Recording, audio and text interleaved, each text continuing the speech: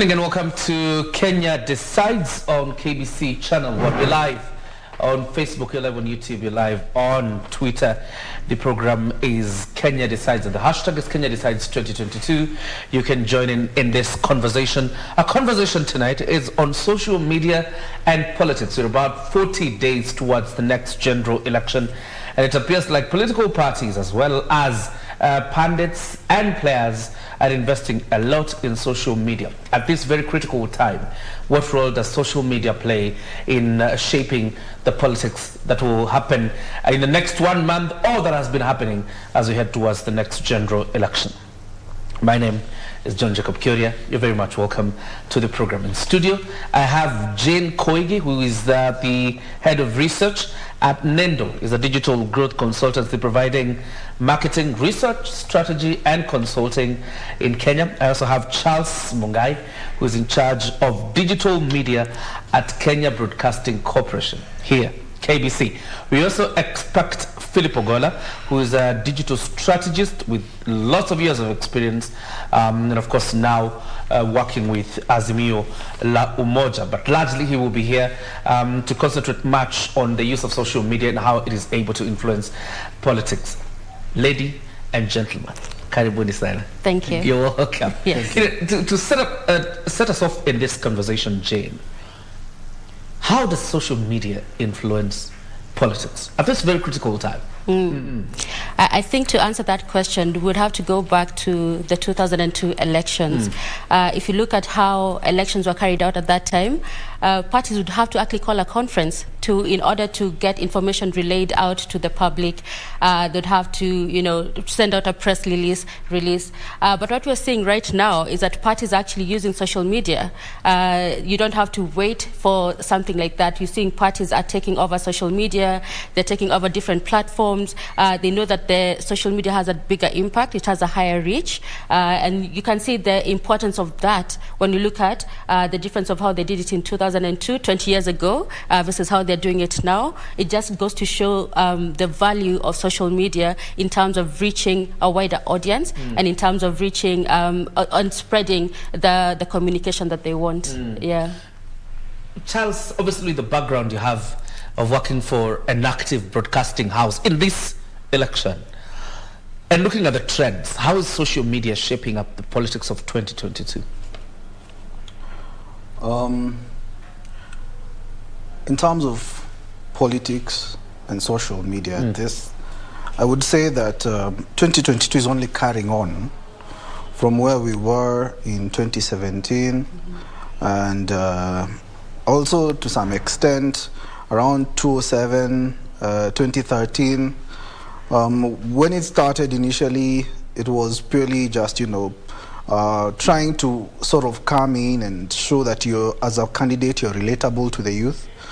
That has changed now because you're finding that, number one, it's affecting a couple of things, even in terms of the business model of media. Number one is the fact that when you look at campaigns all over the world now, even in Kenya, particularly for the 2022 election, is that there is a significant move of investment from traditional media in terms of time, in terms of money, in terms of attention by the audience. So you're finding that if it is money, the candidates would spend that money, say now on Facebook, on Twitter, on Instagram, and this spend comes in different formats. Number one, it could be that perhaps you have a team of influencers that push these activities around your candidate or candidates.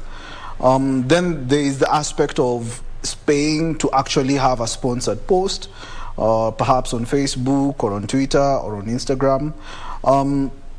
Then the other thing, of course, now in terms of audiences is the fact that digital enables you to have something we call targeted messaging.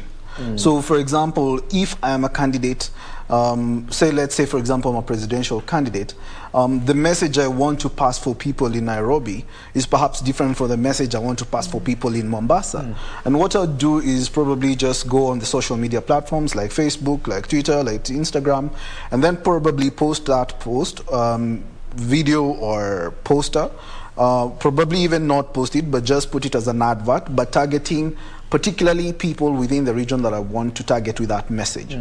Yeah, and so then there's that whole aspect of being able to hone in on the particular message you want to the particular target that you want that message to reach to. So that's in terms of the messaging. The third one is now in terms of the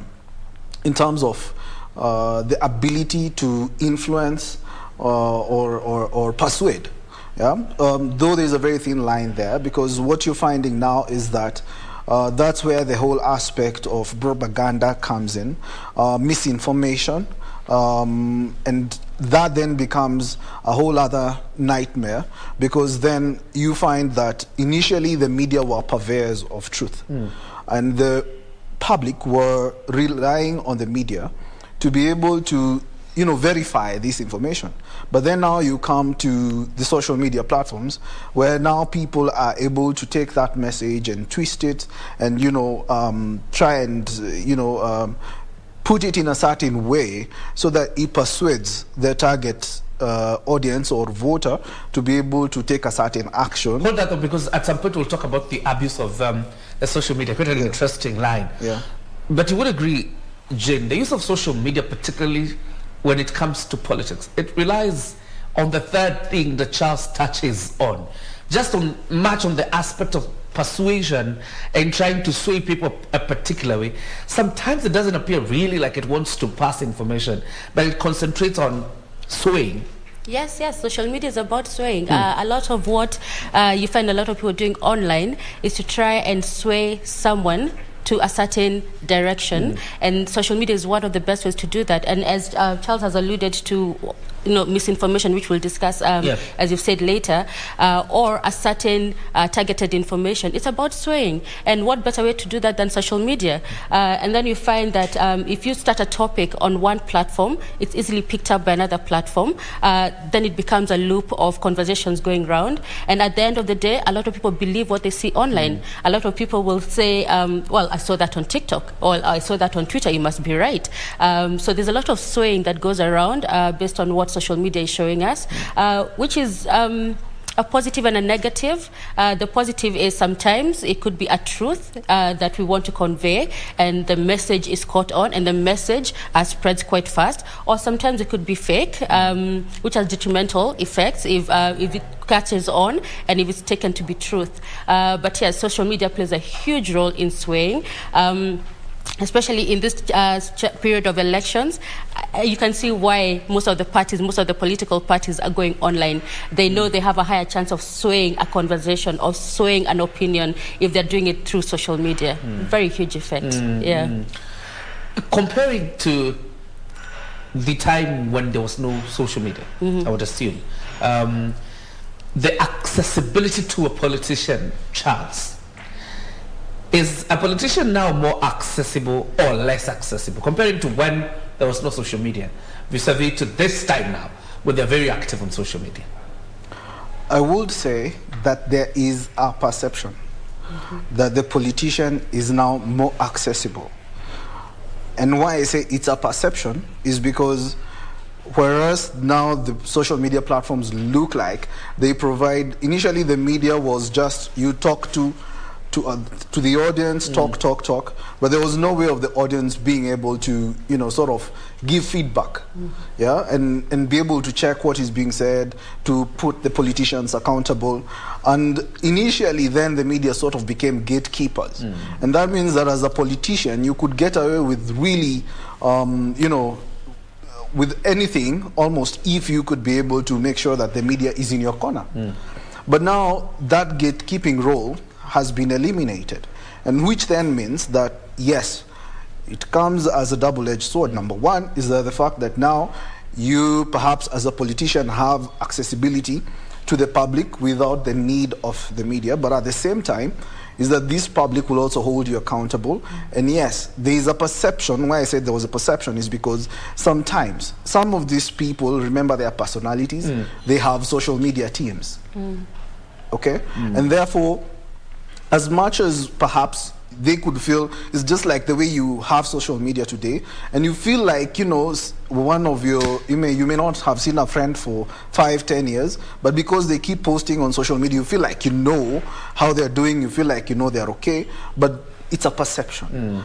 Whether it's really true is open to a lot of different interpretation.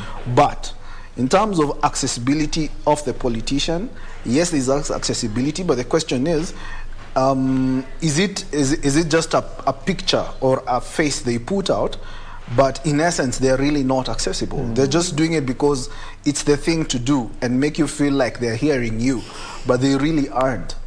They might as well just have all that feedback collected and ignore it. Jen, I'm asking that because at some point President Uhuru Kenyatta was on Twitter, for example, and Facebook, and then he had deactivated his account. Yes. Before then, he used to be live on Facebook.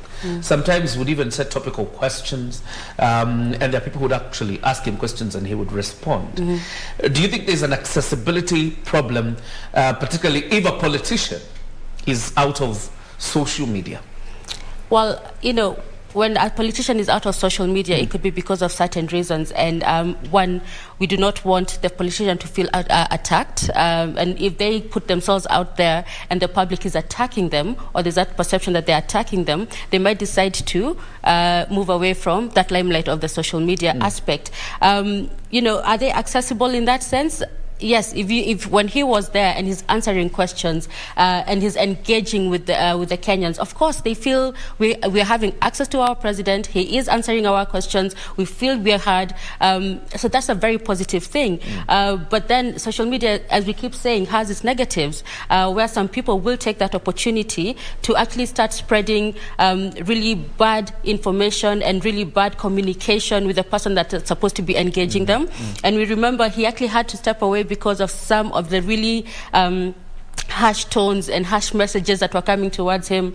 And in that sense, people do withdraw. The president aside, I think generally, even as a human being, if you're attacked on social media, which happens a lot, and that's part of some of the things we can discuss later when it comes to misinformation and abuse of social media, you would tend to withdraw. And in that sense, you're no longer engaging, which is a disadvantage, because I would assume you know, the public wants to engage, so why not let it be a platform for engaging? He actually called them a social media. Yeah. But in terms of age, because it's a question that has come up over time, is social media about age? Is it about a constituency? Has it become a necessity? So we find that, you know, the age group that uses social media is the age of between 16 and 64 years old. They're the ones that use social media. 64-year-olds. Okay. And, you know, Facebook is one of the mediums that is really resonates with an older segment. And that's where they will be engaging with this.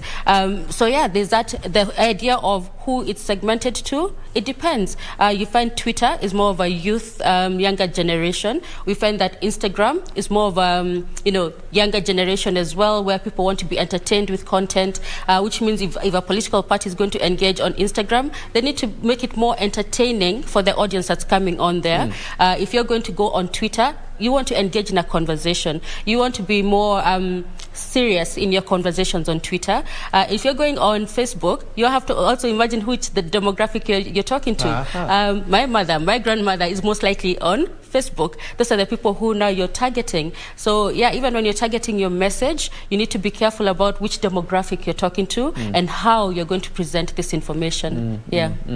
Quite interesting. Your thoughts, Charles? I think when we look at social media, there are other platforms that sort of don't come up in the normal conversation. But I think that in terms of politics and the election campaign are quite significant tools that need to be also considered. For example, you'll find that for information, like they say that a lie can take, you know, a couple of trips around the world before the truth even starts doing one step, you see? So you find that, especially in politics, you'll find that they'll disseminate perhaps a message, say maybe on Facebook, on Twitter, because it's easier to be picked from there by the larger public. But then the target audience of that message, particularly, for example, if you look at this election season, you'll find that, you'll take someone who'll take a video and then manipulate it in a certain way, because the target audience of that video, particularly, for example, like the way she's profiled about the different age groups on the different platforms, you'll find that there is a platform called, like if you look at WhatsApp, okay? It's a very powerful platform, these WhatsApp groups. I do recall that it got to even a point where now the Communication Authority actually had to say that as admins in those WhatsApp groups, you will be responsible for the content that goes into those groups.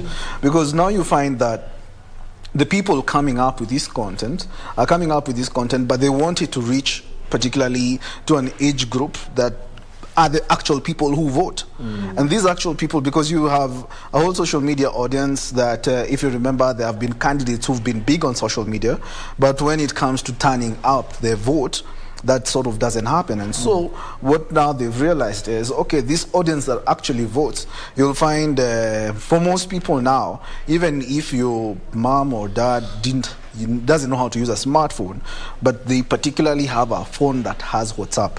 You'll buy them the phone, you'll install WhatsApp, and then they will join the different WhatsApp groups, maybe for their, their county, the surrounding area, and that's where now they have those communication and conversations. And so these people now come up with these messages, put them on Facebook, on Twitter, but that's not actually the destination of that message. The destination of that message is a WhatsApp group, so they just need you to take the message and then put it in WhatsApp, and then it does its rounds in WhatsApp. And so we must also then begin to become alive. Even the audience needs to become alive to the reality that some of these messages and information that you find on Facebook, sometimes it's not necessary for you to pick it and start disseminating it on some of these other platforms, because as much as you may be able to sift between truth and mistruth, then sometimes the people you're disseminating it to, who perhaps are the actual target audience, you are just a channel, then they may not be able to have access to the platforms that you have or the information that you have to be able to sift through and tell, oh, this was true and this was not true. Jen, I see a positive side out of this thing. We have 8 million youths who are registered now and supposed to vote in the next election. Unfortunately, looking at the last 4-5 years, the youth appear disinterested in some way, either disinterested in politics or issues of governance. Now that they are in social media, and statistics prove it's quite a number of them that are in social media, is it possible then to use social media to rally them towards a cause in governance? One, the cause that we are rallying them to has to be a cause that is close to them, the cause that will impact them, and a cause that would make them engage and rally. You cannot engage them in a cause that does not have an impact on them. Once you create a cause that they actually relate to, it's quite easy to do that. And social media, as you've said, is one of the key factors that they will use, and they will actually use that to spearhead, they'll use that to rally, they'll use that to spread more information. So one, if you want to engage the youth, engage them in a topic that is one of concern to them.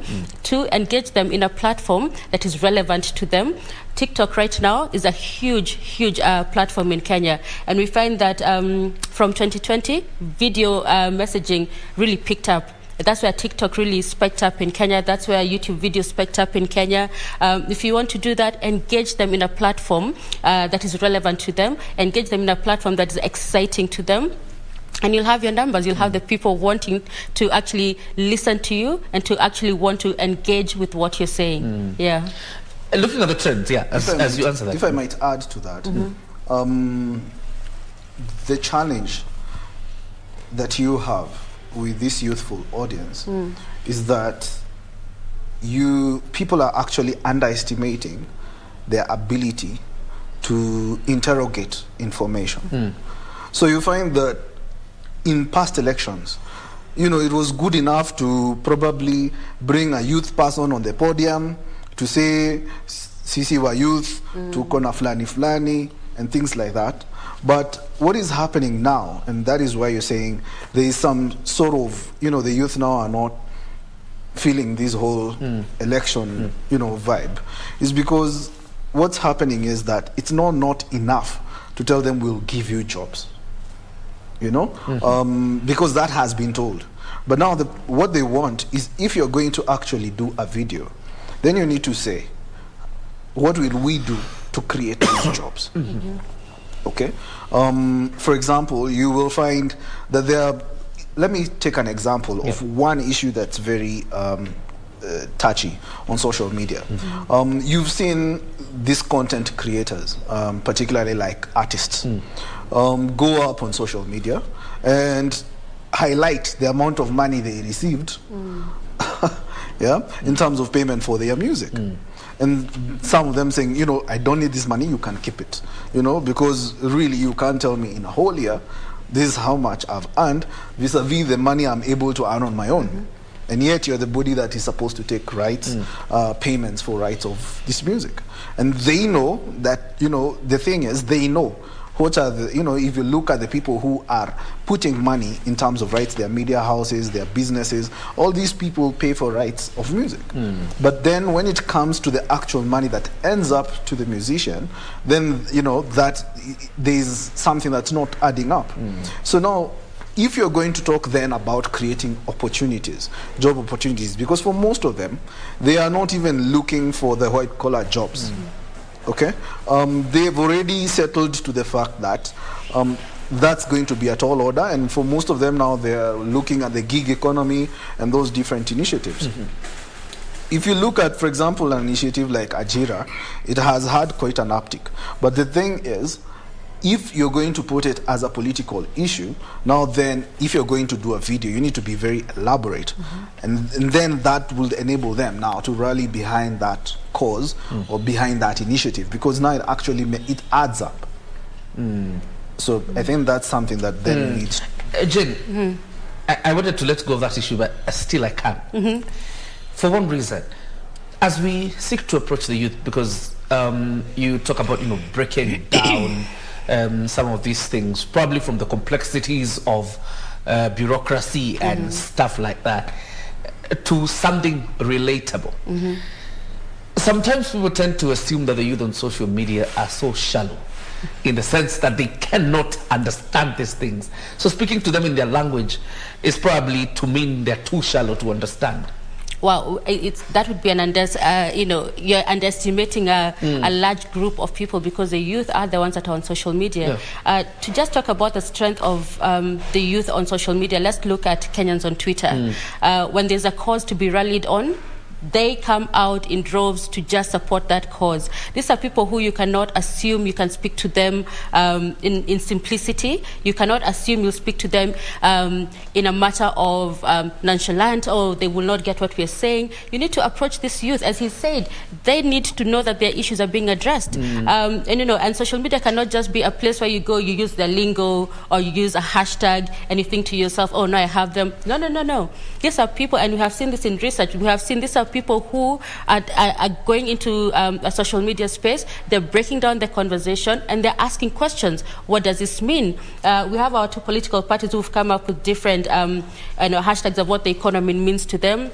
There's bottom up, there's person Fukoni, and the conversation online is, what do these terms mean? What do they mean to me and for me? So you see, you cannot just approach it in the sense that they're not thinking beyond right now because they're young. No. The youth needs to get some of these things addressed. This is something we found in research. They need to get them addressed. They need to understand, when you come up with a concept, they need to understand what it is. They need to understand the depth of what you're talking about as a political party. You can't just sway them with language. You can't just sway them with music. No. The youth are discerning. It doesn't mean you need to bite your tongue trying to speak. No. Charles, there's the question of crowding. The usual voices who are speaking in our campaign rallies are probably the same people dominating social media, in the sense that the same voices that we hear from the political rallies are the same voices being amplified by the very same people on social media. Does social media give new voices a platform? Yes. In summary to your question, yes. Okay. It does give new voices a better space. With social media, and that is why we have influencers, right? If you looked at marketing budgets years ago, or even political communication budgets years ago, you would spend on PR because then you need access to the media, to a show like this where you come and probably your PR person is there giving you what your talking points are going to be. But if you look at that, if you look at it today, let's take, for example, you've got this, sometimes the media will then, thin out a whole political campaign to a select few, right? But then if you look at the political campaign today, you've got a candidate who's been able to take up certain issues that initially seemed, like they were no-go zones. For example, ban, right? But then you find that because you've picked up on that issue and you're more, you have more issues that don't go with the flow of what we are used to, then you find that now these people are able to come in and amplify this message. Because also people are looking for authenticity.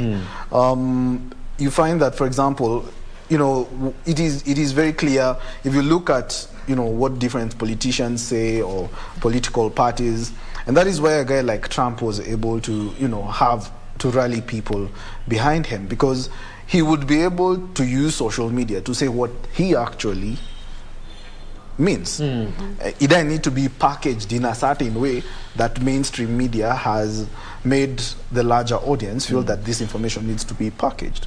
So in terms of giving people, new voices, the space to be able to express themselves, if you learn how to be able to be authentic and to have your facts, and your information well arranged, you can be able to give a proper background, you can be able to address it in a manner that is relatable to the audience, then it is very easy for you to be able to penetrate and get your message heard.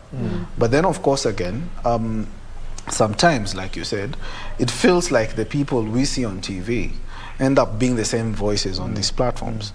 How is that happening? Because remember, these people are also using this, a certain, now you find that they're also like gatekeepers of these platforms, because you find people who have built audiences and they know how to communicate to their audiences. Perhaps I'm a comedian, perhaps I'm a fashion person, perhaps I'm a business person.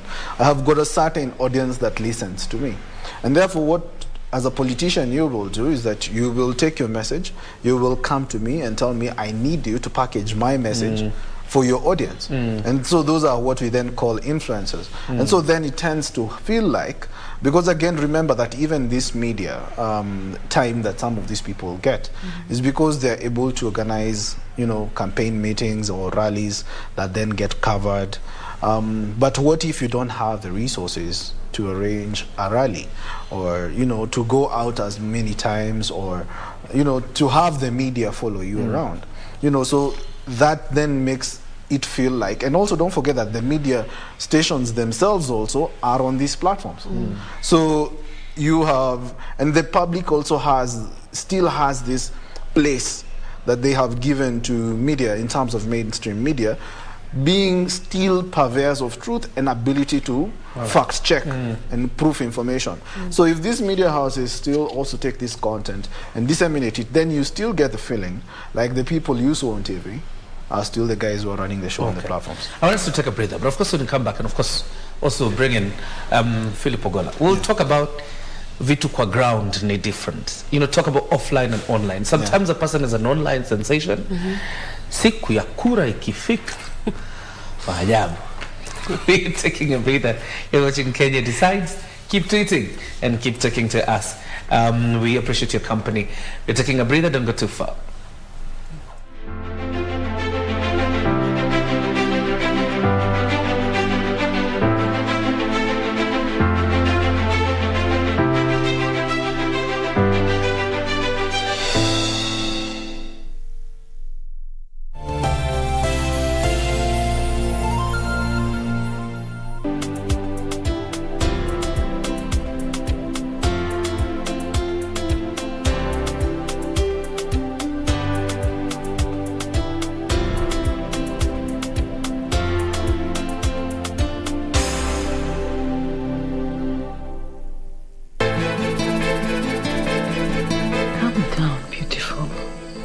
Hujapoteza uzuri wako wala heshima yako.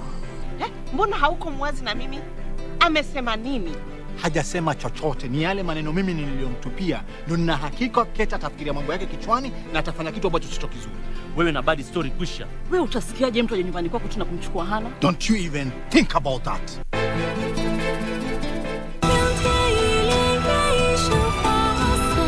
Griffin. Your Highness. You're still alive? Where have you been all of these years? You wretch. You dare bring a black snake here? What do you want? Have a guess. Hey, what are you doing? Now that I've been exposed, heaven will hear about this. I'll be back in a few days.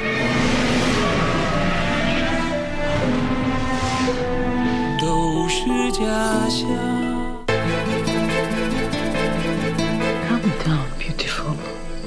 Hujapoteza uzuri wako wala heshima yako. Mbona hauko mwazi na mimi? Amesema nini? Hajasema chochote, ni yale maneno mimi niliyomtupia. Ndio nina hakika Keta atafikiria mambo yake kichwani na atafanya kitu ambacho sio kizuri. Wewe na bad story kwisha. Wewe utasikiaje mtu aje nyumbani kwako tuna kumchukua Hana? Don't you even think about that.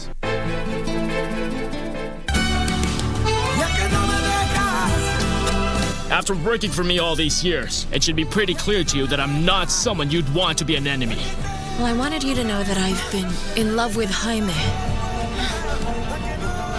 Doctor, what is it? I'm sorry, Imagine, but your baby's dead. You are a murderer. You killed my baby. Get out of here now. I want you out. I hate seeing you happy. I hope one day you suffer pain far worse than what I'm suffering right now.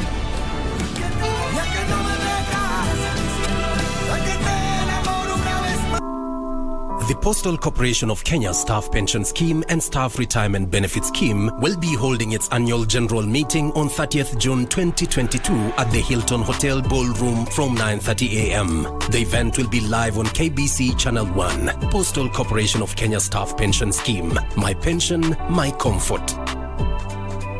With less than 2 months remaining to August 9th, battle lines have been drawn in Kakamega County, with candidates receiving clearance from the IEBC to vie for the seat. This Thursday, 30th June, tune in to KBC Channel 1 from 9:50 p.m. for a live gubernatorial debate and get to know each candidate's development agenda for Kakamega County.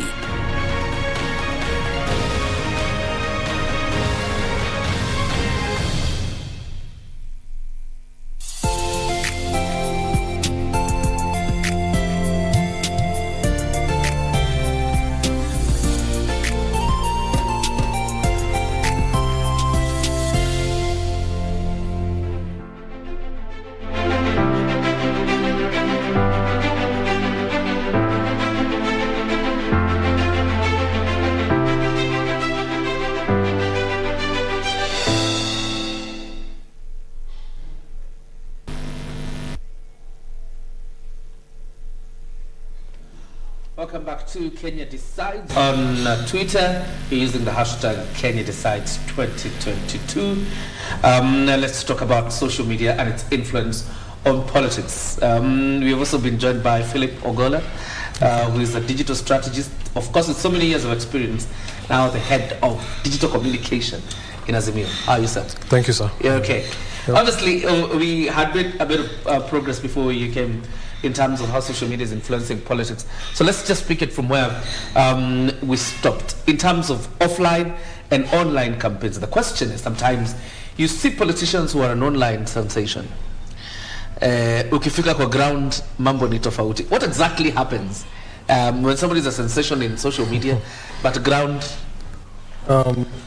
Thanks so much. And this is a question which is normally asked. And social media has become like a must-have tool in terms of go-to for information. And you find that it's only popular in like urban towns. So you'll find that as something which is trending in Nairobi, the village guys have no idea. So there's a huge disconnect between what is trending online and actually offline on the ground. So we need to focus more on actually offline. You know, you're not about the same. Yeah, no, I was just about to say the same. The more you move away from the urban areas, the more you go to the rural, peri-urban areas, the less social media usage there is in those areas. So, of course, as you're saying, what is trending is usually more within the urban context, and we find that majority of Facebook users and Twitter are usually in the urban areas. So the further out you go, then the less contact and the less information you have that is being spread out in social media. So what they're discussing may not really relate to what is happening in the social media space. So vitu kwa ground is not always the same as what is happening online. What both of you say brings out something interesting. The issue of access, number one, to social media. And number two, is it also possible? The same question we're talking about age. Probably there's a crux of people, qua ground, who do not relate whatsoever with the hanky-pankies you're enjoying on social media. Don't forget something else. That for a large number of people, if you look at the voter, they have a certain history with different candidates. Okay? And therefore that means that for some of them, their decision is already made on who they support. All right? The percentage you're dealing with to convince are a small percentage. Now, what does that therefore then mean? Number one, if you look at, yes, you talked about the issue of access. Don't forget that this is internet. Number one is that there is the issue of the smartphone itself. Then number two, there is the issue of the access to internet connectivity, which is also limited by another element called cost. Because between buying bundles and the other thing that I have to do with this money, you know, in order of priority, if you look at the audience that perhaps actually, is the more mature audience, their list of priorities are already pretty much defined. The younger people is where, you know, they'd feel like checking on Facebook and Instagram and Twitter in the order of priorities perhaps is much higher than maybe buying X, Y, Z. And therefore they will put that money on social media, on bundles, and buy bundles and then go on social media. Because also don't forget that the scientific study has found there is a hormone, you know, that causes you want, when you put something on social media, people have liked, people have commented, you want to see how many people actually reacted, you want to see what your friends put up, and that aspect of peer influence is very large on a certain generation of people, not the much older ones, but the much younger ones. So when you put all those factors then together, and you put the fact that also sometimes you're forgetting that, like they say in Kenya, politics is local. Okay? So what is making very much a big craze on the national circuit, when it comes locally, there is a whole different ballgame as to how that candidate gets elected or not elected. And that's why they say that even elections in Kenya, it's like it's not a marathon. It's a what? It's these very short races, where it's the last minute that counts, because in that last minute there are some certain messages that will come out. Some of them mostly propaganda. You know, someone will say, this 3-piece voting. Someone will say, oh, you need to make sure that Nani has a shoe, Nani has a shirt. You know, then, you know, that sort of forms the suit, you see. So when you go now locally, that's where these messages are happening. All right. Yeah. In the space you're operating in, Philip, is there a point at which online campaigns can play a bigger role than offline campaigns? It's online campaigns actually inform, like if you look at social media right now, so social media informs what's actually going to appear in the media. So I believe that like online campaigns actually drives the agenda in terms of what's actually, what are the talk points, what are the sentiments, and even changing perceptions. Twitter right now is actually being driven by a very young generation between, let's say, a Gen Z, let's say 25 to probably 15. That young age are the ones who are actually vibrant online. You find like the likes of us here, we're more of passive, we just read and stuff.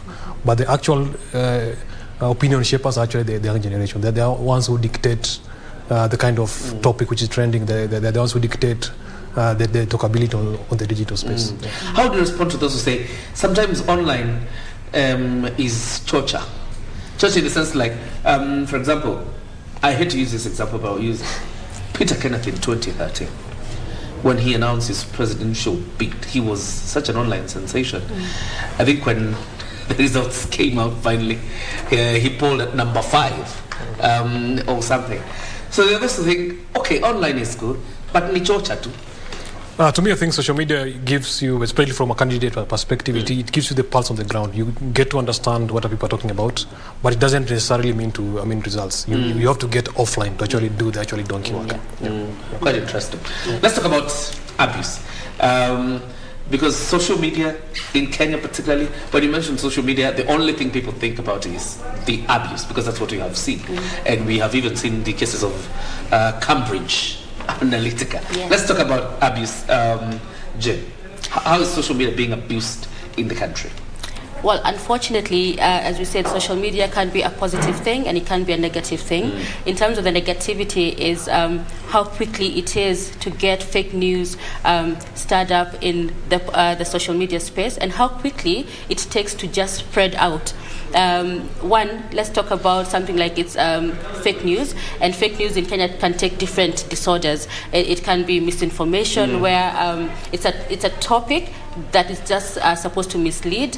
When that is spread out in social media spaces like WhatsApp, you find Kenyans forward you something saying forwarded as received, and most people will do that.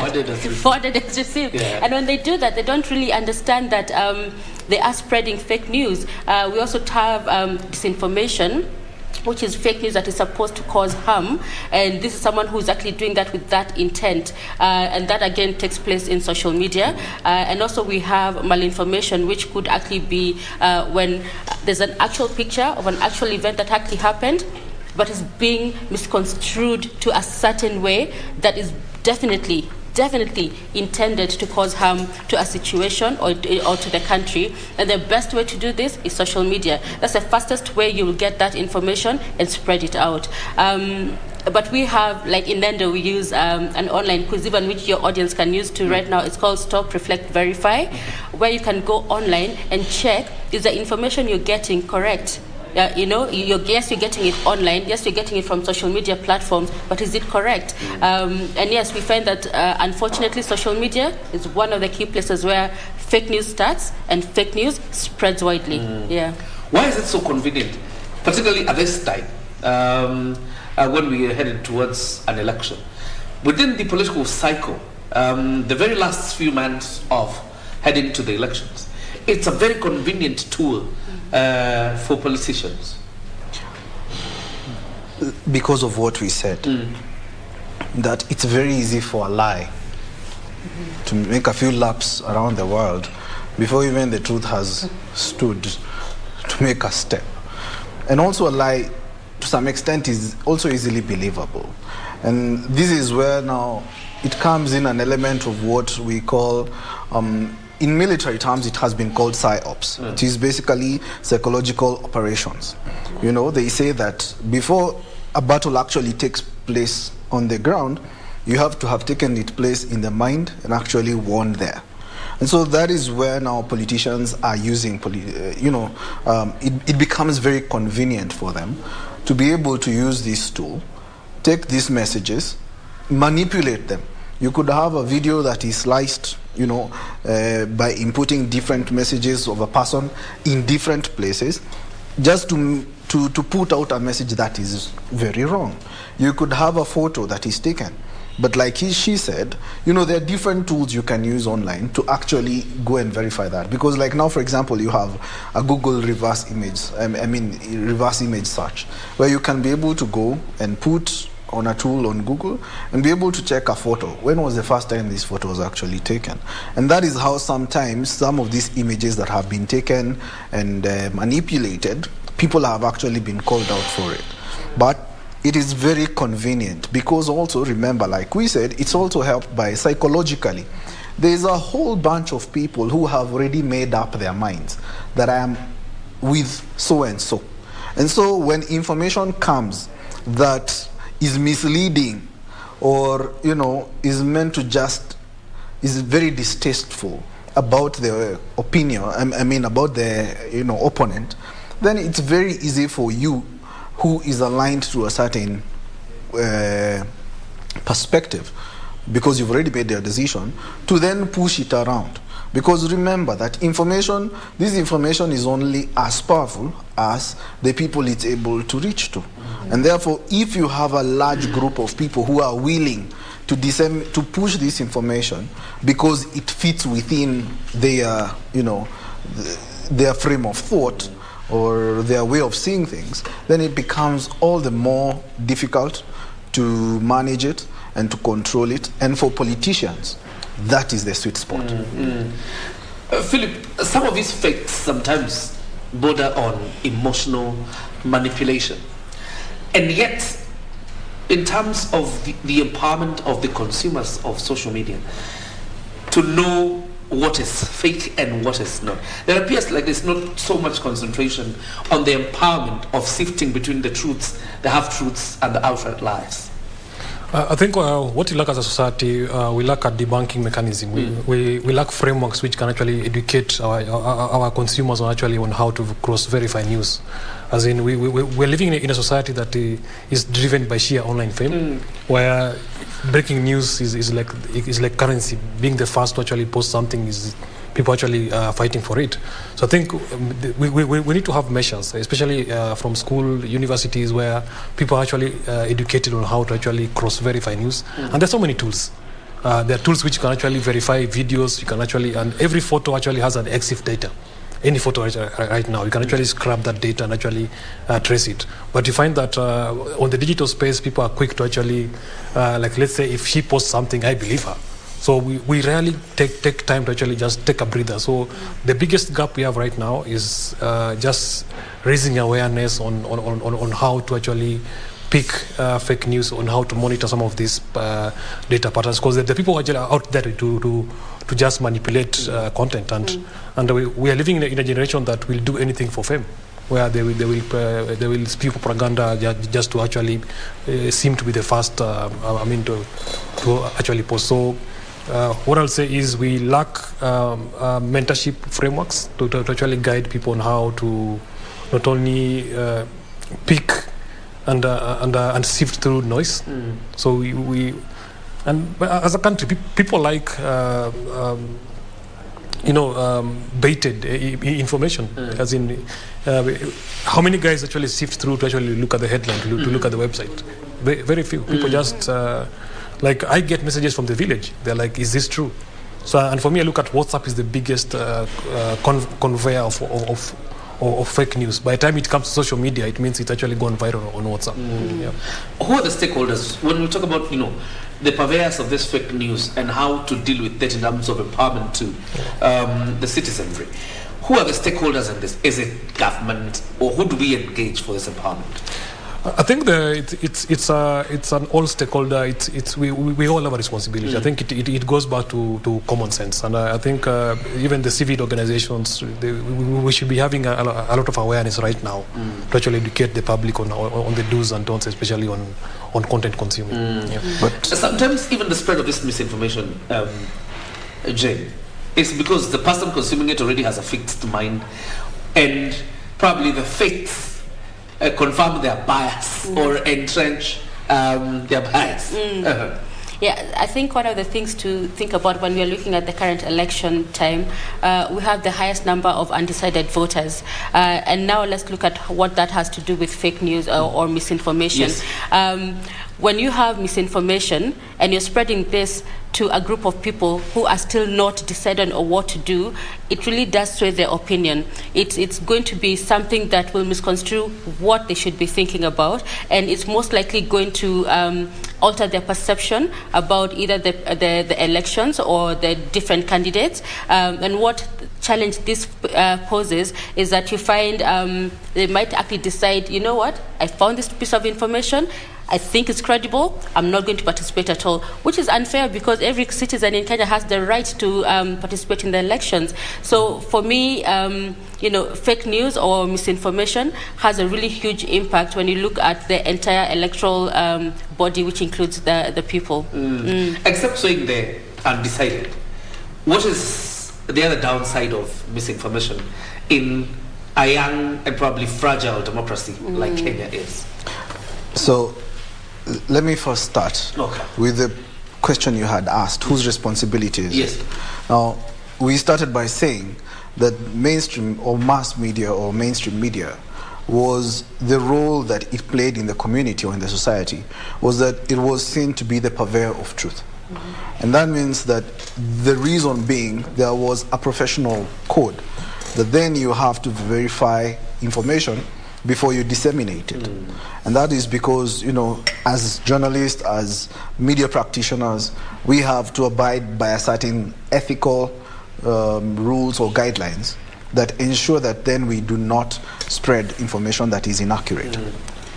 So in terms of responsibility, I would say that the first role of that responsibility again comes back to the media, because these social media platforms, remember, they are a sweet spot for people who want to be purveyors of falsehoods, because they allow them to bypass these sort of people who are there to fact check, because they could not push the same through mainstream media. Now then, coming back now to the issue of misinformation. I think one of the things that then needs to be very clear, I think we first of all need to look at it from a legal point of view, is that we need to probably put in place aspects, and there are already certain aspects of the law that are controlling, the ability of a user to put out misleading information about someone, okay? Because that is an illegality, first and foremost.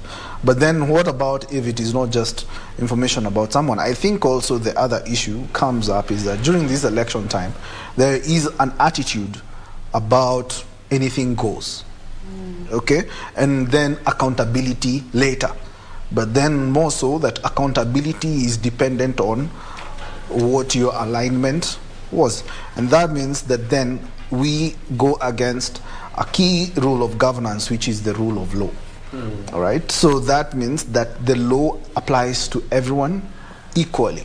And so I think one of the things is that the public needs also to be able to start calling to account the people who are doing some of these things. So if it is a certain political wing or certain information is found out that it was inaccurate or misleading or just straight up, distasteful, then someone needs to start taking responsibility for the same. All right. Let's talk about the legal regime, like you mentioned, Philip. Is it a deficiency of laws when it comes to regulation of social media in this country, or is just inaction from our forces? I'm thinking about Cambridge Analytica and the relationship they had in Kenya through Facebook. In other countries, in other jurisdictions, those are active cases in court. In Kenya, nothing. That's a hard question, and it's when you look at it from a Kenyan perspective, we have challenges in the legal framework, and I think as a country we really need to ensure that the laws that actually guide in terms of the usage of social media and the digital space is actually enhanced, and as it is right now, there are actually gaps. And that's something which, as a country, we really need to actually amplify. When you look at Cambridge Analytica, from a Kenyan perspective, I can say that it really whipped up emotions in terms of it was kind of psychographic, kind of what you saw is not what I saw. As in each person was like you saw content based on your usage. As in they could mine your data and get to analyze what are your data patterns, and they send you stuff based on what you see. So like if I search Kenya and you search Kenya, we see different things. And I think that was a bit of invasion of privacy and stuff, and this time around at least it's been cut down. And I think when you look at Facebook and social media, there's been some bit of tough laws, especially on the kind of data mining in this kind of election. I think there's some stringent laws, especially from the Facebook, Twitter, and the rest. Even when there have been clear breaches of somebody's security or personal data, for example, other than the case of somebody like Robert Alai, who has been arraigned in court for posting President Uhuru Kenyatta's number publicly. But we are seeing that happening so oftenly, sometimes not involving high-profile figures. And even with existent laws that should punish these people, still nothing happens, even when there are clear breaches of somebody's privacy through social media. And we have observed that. Even when we do a bit of research and we ask this type of questions, especially with regards to privacy, for some of them, nothing is done. Especially during the election time, we have a lot of invasion of privacy, as you said, towards certain political candidates or towards when aspirants, where you'll see some of their very private information is being put out on Facebook, or some of their very personal, details, even about their own personal lives and their families, is being put out on Facebook or on social media, either as a way of intimidation or as a way of just keeping the person quiet. And it's unfortunate, as you've said, we don't really see much action coming out of our lawmakers against that. Maybe once or twice we'll see someone being pulled, our police going to arrest someone or something happening in court. But I don't think the severity of what happens is really understood, because if it was, we wouldn't have a lot of that happening. What about the perpetrators? What happens to the people who are posting the information? We don't see anything happening, which I think makes it into a cycle of, if nothing happened to him, nothing will happen to me, nothing will happen to him. It becomes a cycle.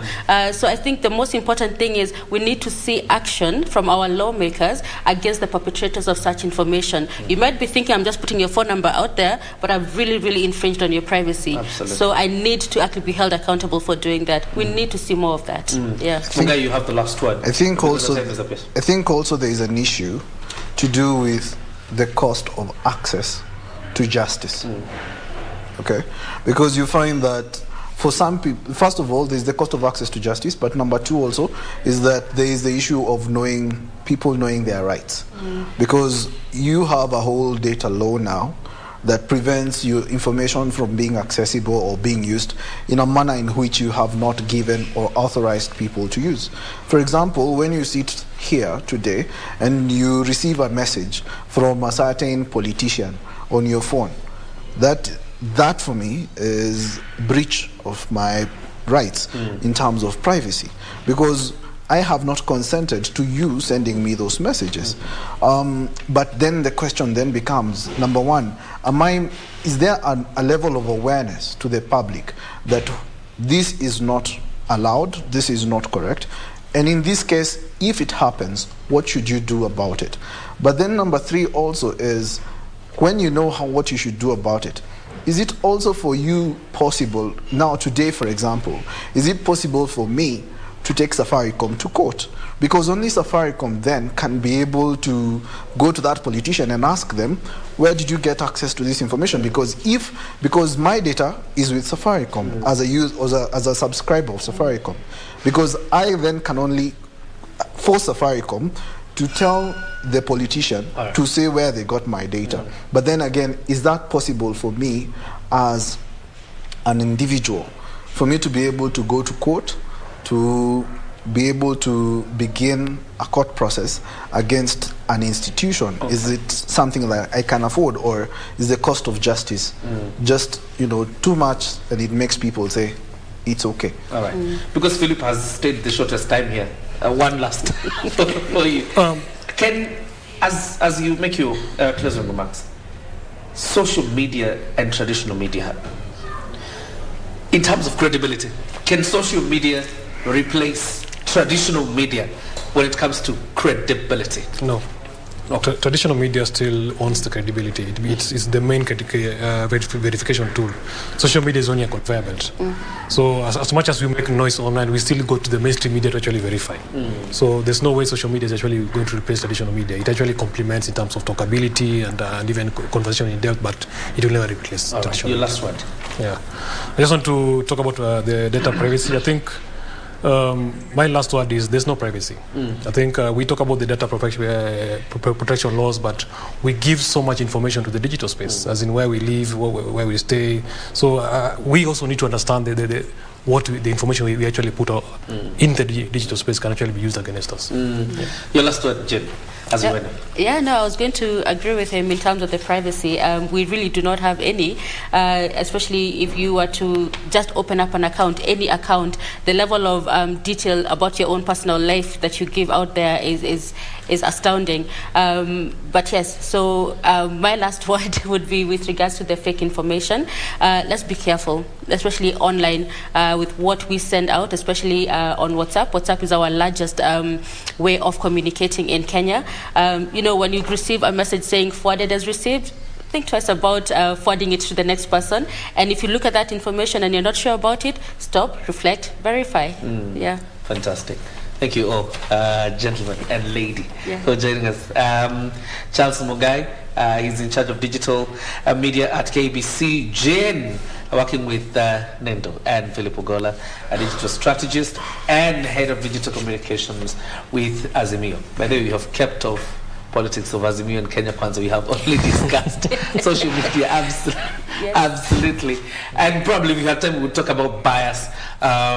The ones we think, of course, Media Council released their figures yesterday or the day before yesterday, and you know what the figures were looking like. But that was just about traditional media. I don't know whether social media is that bias or it's just perceived. But once we have time, we can talk about that any other time. Thank you very much for watching Kenya Decides. My name is John Jacob Kieria. Have yourself a fantastic night. God bless.